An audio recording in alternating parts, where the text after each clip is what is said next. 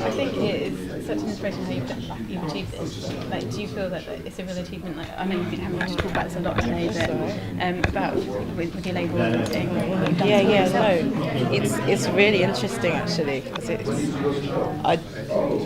January, if you'd have said to me, a few months later you'll be at the Ivors #1 as the nominee, I'd be like, and if you say double nominee, I'd be like, And if you say with an album award, I'd be like, get the fuck out of here. So for me, that's like, it's extraordinary, and it speaks to like, the fact that there are ears in the industry, people who care about what goes into songwriting, and people who appreciate, an effort for innovation, and doesn't fit necessarily in the lane. And props to RCA, yes, they're the label that dropped me, but of course they were going to struggle. They're a pop label, they had me. It wasn't the greatest match made, and it wasn't the greatest match. Do you think this is the thing now, though, that really, artists like yourself don't really need labels? No, right. I've discovered it way too late. I mean, it's ahead of the game. When I signed, I was the equivalent age of like 5.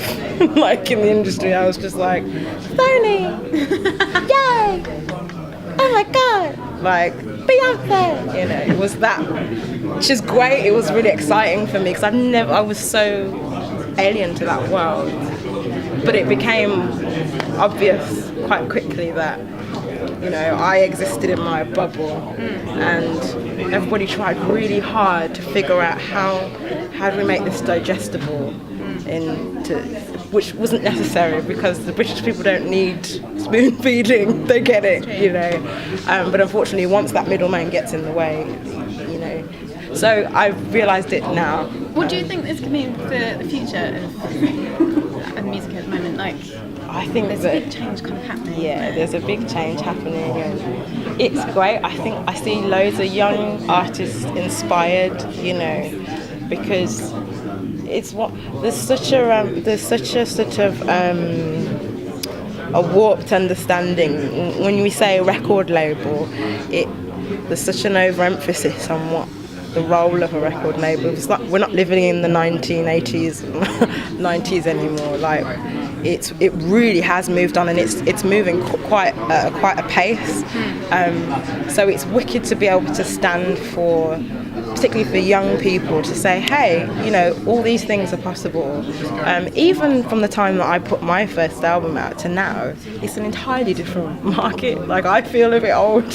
Like I've got to get with the picture, but it's great. It keeps everyone on their toes, and keeps you've got to stay relevant and connected to whatever's happening, which is what I think is amazing about that young man and Michael Kiwanuka. Could you be working together with any of these names? I mean, it's inevitable. It's just a case of when with these people. I mean, bloody hell, Black People Time and all of that. Meaning we to get us all together would take a miracle. What do you think of, you were saying about the music scene is kind of changing at the moment. How about the album itself? Do you think, having obviously just one, there is still a huge importance for the album? Because a few people are trying to just release playlists, but... and I understand why we're doing that, but I've noticed that as human beings, we do digest things as in stories. Even the way that we eat a meal, we don't just want like a carrot for lunch or for, I don't know. We can't really survive on one thing. It takes a whole coherent body of work to draw somebody in. And someone said something. I was watching an interview with Jay-Z this morning on YouTube. I just YouTube Googled it, and he was saying, we need to take back the responsibility as listeners to live with records for a time, because we're in this culture where it's kind of easy come, easy go. Right, here, it's arrived on Monday, Tuesday, we've reviewed it. It's like, oh, done.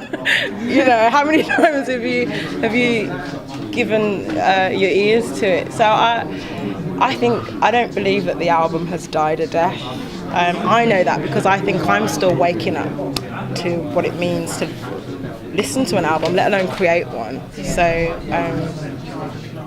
long live that. That's like to me saying, you know, let's all start writing books that are just 3 pages long. We could do that, but what's the point? Like, I'm really glad to hear that. Yeah. So what are you working on now? So many things now. And I'm excited because I'm gonna top it, and I can't say why and who with, but it's gonna happen, and that's unbelievable. There must be some deity, because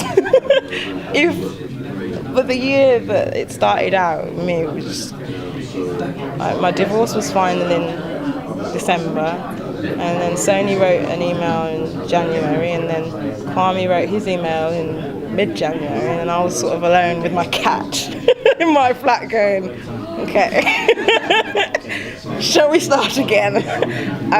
So to be here now is a really refreshing boost of encouragement. Well, yeah, and it makes me want to not just write music, because I'll always want to write music, but the attitude and my approach is different. It's harder when you've got a cloud over your head, or that voice that says maybe you should have got your PGCE, which is fine as well, because I think teachers are the superheroes, but I didn't have all the tools to teach, and I didn't want to do that. I wanted to make music. Did you get quite knocked down then? So you've actually done this all yourself. You've built Yeah. I remember the person that said to me, "Well, you're not a singer," and this is somebody that I respected, and I understood at the time why he said that, but I internalized that as well. I'm not a singer, so I'll just go a different route. But I don't know. That's the beautiful thing about when you have a genuine love of something, a passion, and it's real. Somebody said it earlier, like you can't, like Skepta said it earlier, with that raw emotion. When something is true, there's nothing anyone can do about it. It just will speak universally. I know that because I wanted to be Beyonce, and I'm not Beyonce, but that's a good thing. But I have my thing, which, in the same way that every human being has a story, has meaning and value, and I really believe that we all are geniuses at something.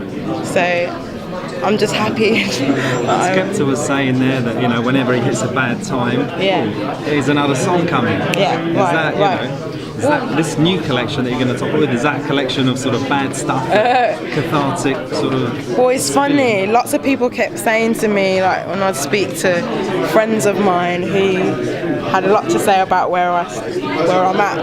The first thing they say, "Well, the album is going to be amazing, isn't it?" And it's like, well, yeah, okay, fair point. It goes into, but at the same time, I'm all about joy, real joy. As I love joy in music. I think I've witnessed that to be a healing thing. I've seen it myself. Absolutely.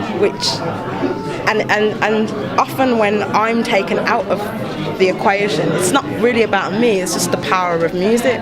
Because there's been times when I've played shows and I'm giving it all I've got, and I'm thinking this is a pile of shite, and then someone goes at the end, "Oh, that really moved me," and then sometimes vice versa, the other way around. I think I've given the best show of my entire life, and someone's like, "Oh, actually, I prefer the other person on the other stage." But music is so visceral like that. It's not dependent on just the individual. It has a living beat of its own. It does its own thing. We're just to be, I believe, submissive to that, and vehicles. When we catch a song, we catch a song. How far? How much have you got completed of the new album? I don't know. It's one of those things that it's hard to quantify. As in, I don't mean to sound like a narcissistic, vague twat. It's just that when it comes to making music, like is such an infinite process for me. Like